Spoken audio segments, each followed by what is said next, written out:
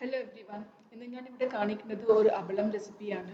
ഈ സമ്മർ ടൈമിലൊക്കെ നമുക്കിത് ഉണ്ടാക്കിയിട്ട് ഒരു 1 ഇയർ വരയ്ക്കും നമുക്കത് സ്റ്റോർ ചെയ്യാം. ഈ അബളം ഞാൻ ജോവരിയും പിന്നെ പൊട്ടറ്റോയും വെച്ചിട്ട് ഉണ്ടാക്കിയതാണ്.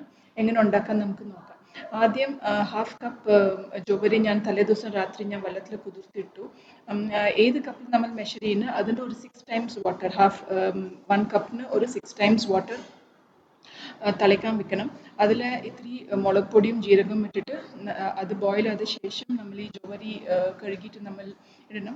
അത് റെഡി ആകുമ്പോൾ നമുക്ക് ഈ 2 പൊട്ടറ്റോ, മീഡിയം സൈസ് പൊട്ടറ്റോ അത് ഗ്രേറ്റ് ചെയ്തിട്ട് റെഡിയാക്കി വെക്കാം. ഈ ജോവരി നന്നായിട്ട് അതൊന്ന് കുക്കാവണം. സോ നന്നായിട്ട് ഇതിങ്ങനെ ബോയിലായിട്ട് ജോവരി ഇങ്ങനെ ട്രാൻസ്പെറൻറ്റ് മാതിരി വരണം. ഈ ഈ സ്റ്റേജിലെത്തുമ്പോൾ നമുക്ക് ഈ ഗ്രേറ്റഡ് പൊട്ടറ്റോ പിഴിഞ്ഞിട്ട് അതിൽ ഇടാം.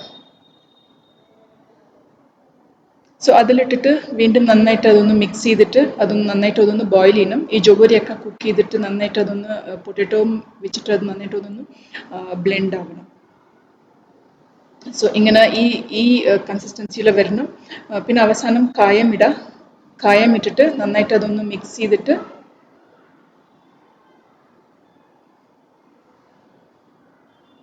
കഴിഞ്ഞു. സോ നന്നായിട്ട് അത് ബോയിലായി. പിന്നെ സ്വിച്ച് ഓഫ് ചെയ്യുക, ഫ്ലെയിം സ്വിച്ച് ഓഫ് ചെയ്തിട്ട് അത് ഒരു 1/2 hour മൂടി വെക്കാം.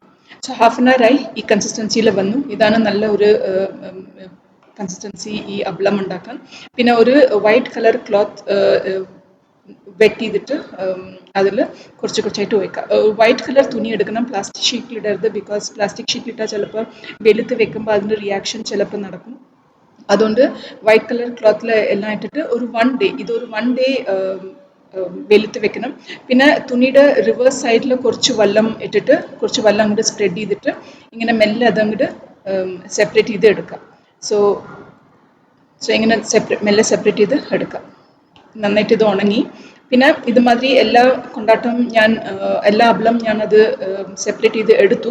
പിന്നെ കുറച്ച് നനവുണ്ടാവും, ബിക്കോസ് വാട്ടർ വെച്ചിട്ടാണ് നമ്മൾ അത് എടുത്തത്. സോ അതുകൊണ്ട് വീണ്ടും 1 more day അത് വെളുത്തിട്ടിട്ട് അത് ഉണക്കിയെടുക്കും. സോ ഈ ഒരു അബളം റെഡിയാവാൻ ഒരു 2 days എടുക്കും, 2 to 3 days എടുക്കും.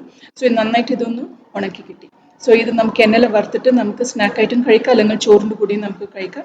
ഈ വീഡിയോ എല്ലാവർക്കും ഇഷ്ടമായി വിചാരിക്കുന്നു. Please subscribe to my channel. Thank U.